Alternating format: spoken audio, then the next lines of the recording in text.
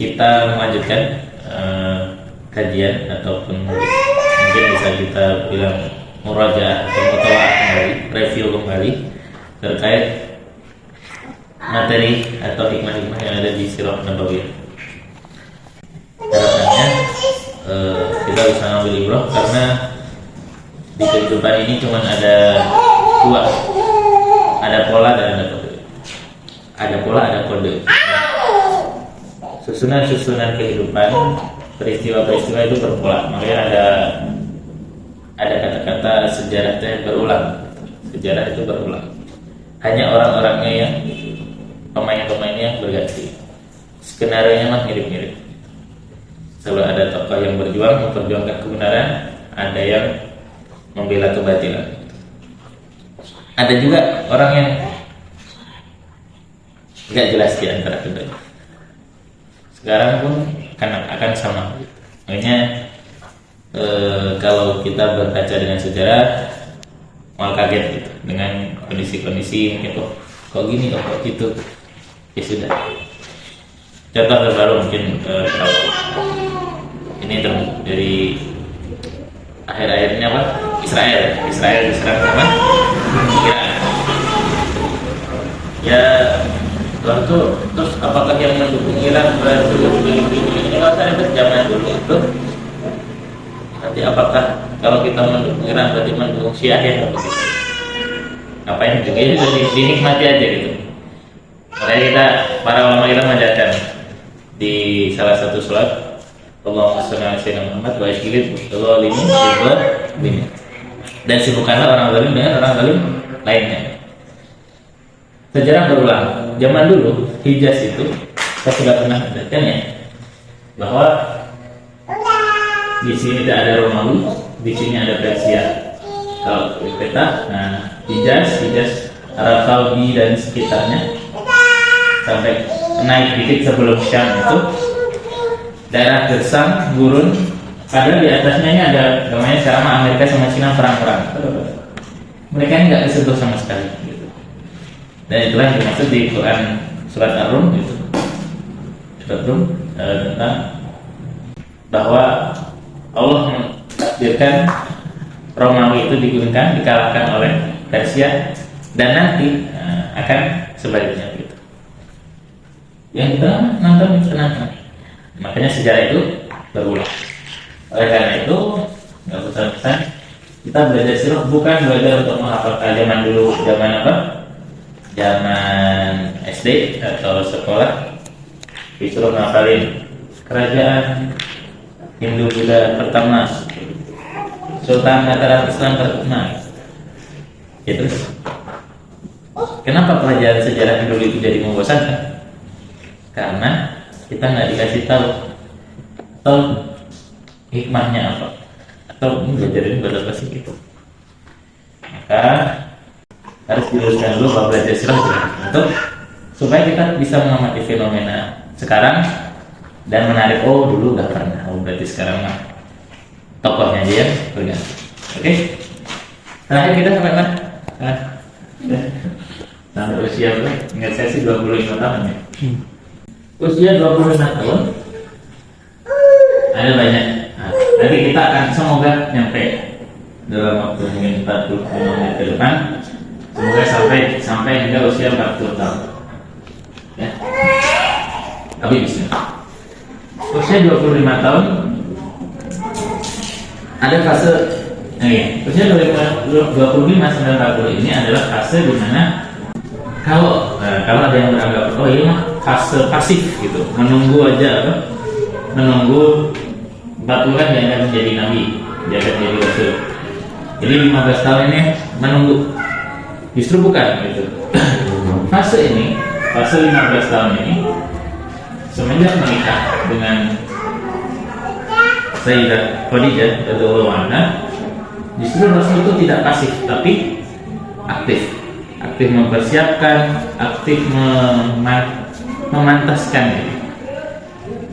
Atau kita bisa bilang dipantaskan oleh Allah untuk menyongsong masa kenabian.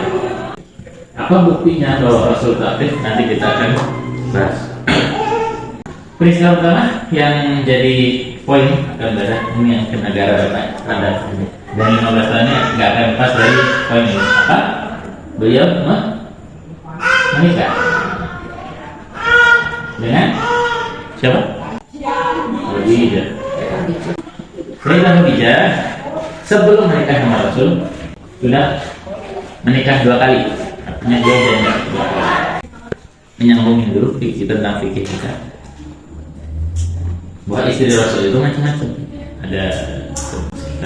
Ada 9. Mewakili semua karakteristik wanita-wanita di umatnya, wanita muslimah. Istri beliau yang pertama yaitu Sayyidah Khadijah, usianya lebih tua, janda.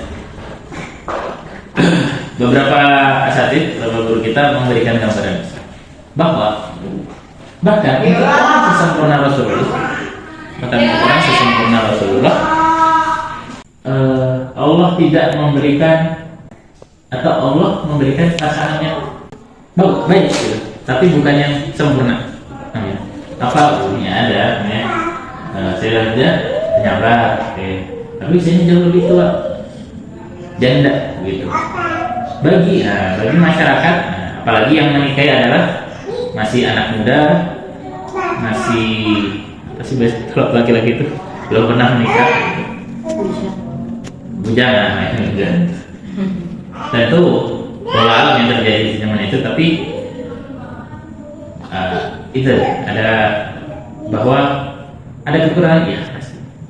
Istri yang lain contohnya Sayyidah Aisyah dinikah ketika masih muda, satu-satunya istri yang dinikah yang perawan. Tapi beliau lebih emosian gitu. Lebih temperamen.